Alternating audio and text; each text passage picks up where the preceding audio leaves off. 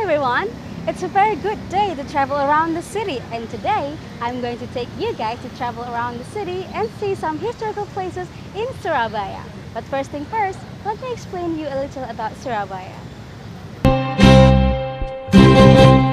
Dari jauh Surabaya is the capital of Indonesian province of East Java and is the second largest city in the country after Jakarta. Since the early 1900s, Surabaya has been one of the most important and busiest trading city ports in Asia. There are about 3 million people are living in the city.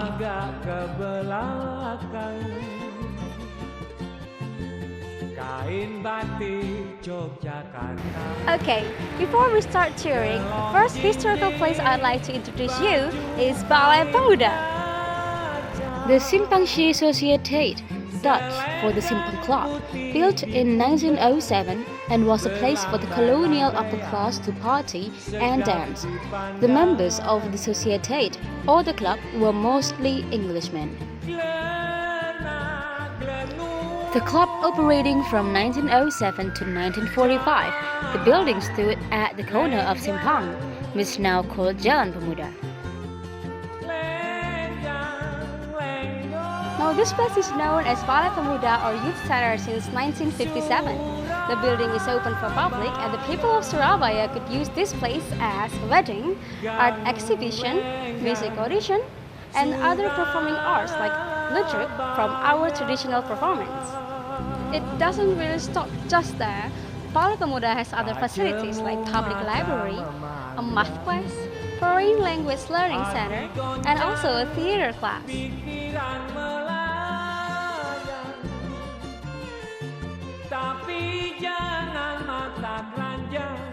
The building is also used for tourism information center. In case you don't know what to do or where to go in the city, just be sure to drop by the next time you visit Surabaya.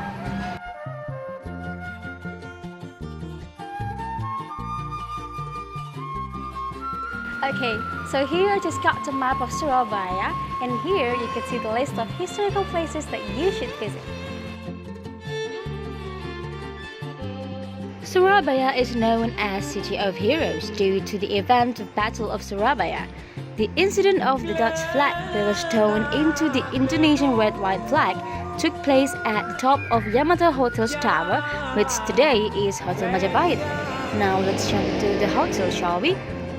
The hotel was originally named the Hotel Oranger, founded by Eugene Lucas and officially opened in 1911. During the Japanese occupation of Indonesia from 1942 to 1945 during World War II, the hotel's name was changed to Hotel Yamato. The hotel is known for its history for Surabaya. This is where exactly the flag incident happened.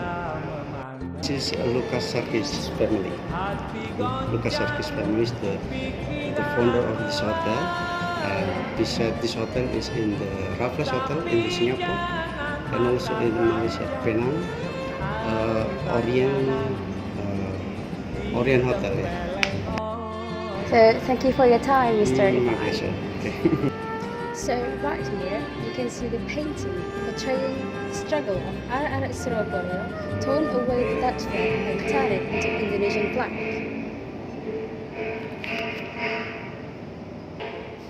As you can see, the hotel is still maintaining the Art Deco style, and right here, you can see a 1930s Ford car.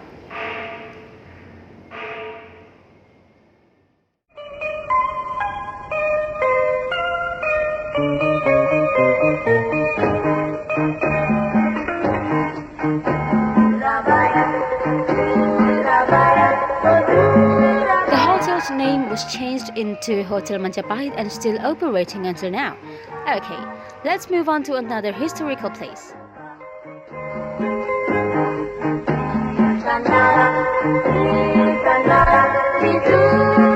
Talking about the Battle of Surabaya, I'm going to introduce you this iconic symbol of the city, the Hero Monument.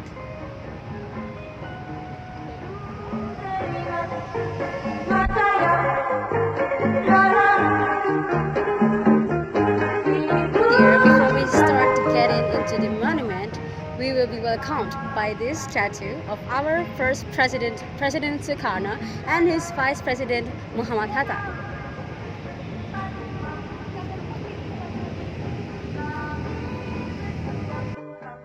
Dedicated to those who died in the Battle of Surabaya, the monument is 41.15 meters tall, and it was inaugurated by President Sukarno on November 10 in 1952.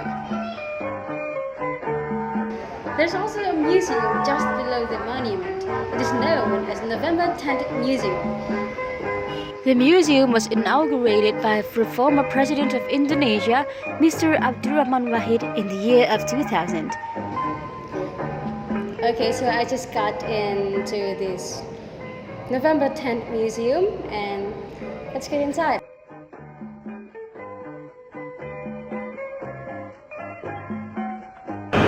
Untuk dalam waktu yang mereka tentukan menyerahkan senjata-senjata yang telah kita rebut dari tangan.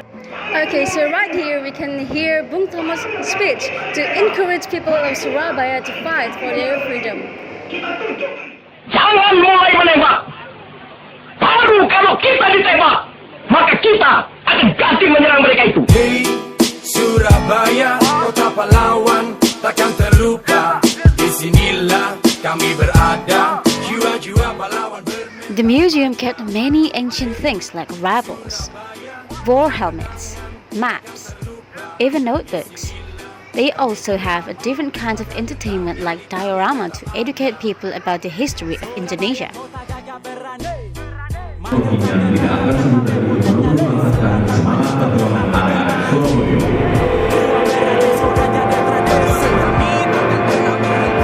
Amunisi tetap terisi dan selalu terkendali. Jangan coba-coba kau bikin onar.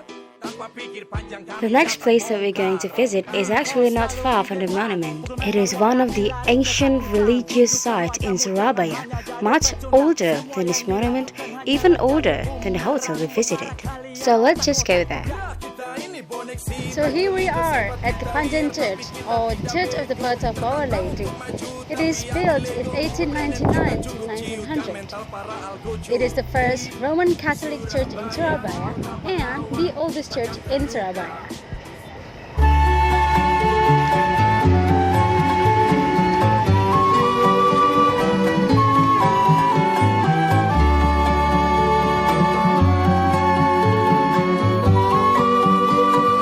Jembatan merah sungguh. So this is Jembatan Merah, or the Redbirds. It was a place where General Malabi was killed during the battle. Many people of Surabaya died around this bridge, so that's why this bridge is called Jembatan Merah. Yang melintasi hilir berganti. Okay, our next stop is a unique Chinese Muslim mosque in Surabaya. Muhammad Chenghu Mosque is a Muslim Chinese mosque built in 2001.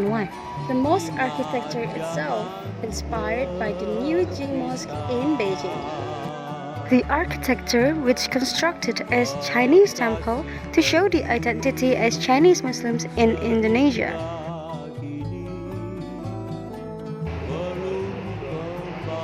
Okay, so it's been pretty hot outside and I really want to get some ice cream today. And lucky me, there's an ice cream shop just across the street from Balai Pemuda. So, this is Zangrani.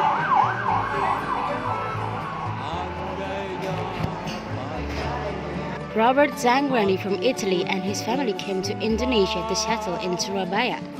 He opened up an ice cream parlor in 1930. The iconic flavor of Zangrani's ice cream came from the idea of his wife.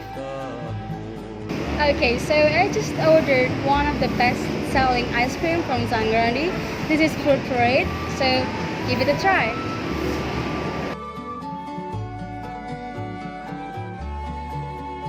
I think that's all for me today.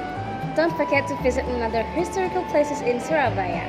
We'll see you again and have a good day.